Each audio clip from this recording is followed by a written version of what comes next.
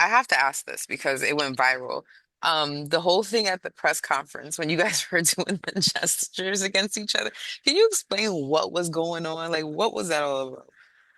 Oh, nah, he was the one that started the whole jester thing, you know what I'm saying? And he was like, I feel like he was just inviting me to his private part downstairs, and he was like, bam, bam, bam, bam. So I started going back to him, doing it back to him, like, I'm from New York, so, we were Right. like, I was just inviting him to my, like, no freaky stuff, but yeah, I felt disrespected, so I disrespected him back. Should that give fans a reason not to pick you to win because of his boxing experience, him having more fights than you? Should that give fans reason to just go ahead with Canelo over you? Nah, I don't think so. Remember, you gotta understand, he fought probably like 30 of his fights was in Mexico. You know what I'm saying? Like he fought a lot of a lot of guys in Mexico that was like selling oranges on the corner and stuff. You know what I'm saying? So um he started his career in Mexico. If I would have started my career as a professional at 16, I would have been 16 on myself right now. Just because when you fight in Mexico, you can fight every week if you want.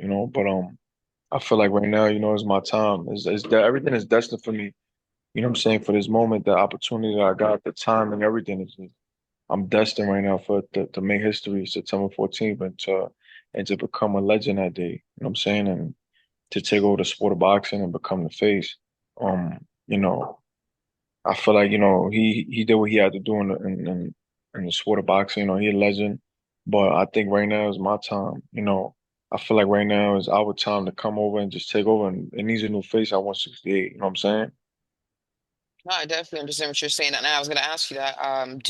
Are you looking to get that 17th first round knockout, like trying to knock him into retirement? Yeah, I want to definitely retire him for sure. That's my goal. And I'm not trying to sit here and disrespect him or nothing. Like he a legend. But at the end of the day, we gotta go in there, we gotta fight and we gotta tussle and we gotta do what we gotta do, you know what I'm saying? So like what he said something, he said, oh, every fighter wants a knockout. Yeah, everybody wants a knockout. But are you gonna deliver it or not? You know what I'm saying? He's been saying his last three, 4 fights that he's gonna knock somebody out in the seventh round or the eighth round, and he never did that. I feel like right now, just the sport of boxing needs a new face. You know what I'm saying? They need excitement. They need knockouts. They need somebody that's gonna bring that energy into the sport of boxing the way, Floyd did, Mike Tyson, and the list could go on with legends that had the sport going crazy. Right. Um, but like I said before, I don't take nothing away from him. He's a legend. He's given me opportunity of a lifetime. You know, at the end of the day, he could fight whoever he wants, but he decided to come and give me the opportunity, and I appreciate that, and I told him and his team during the press conference, like, I thank him for giving us this opportunity because he could have bypassed me if he wanted to, and pick somebody else and just make 30, 40 million with somebody else, you know what I'm saying? But he chose me.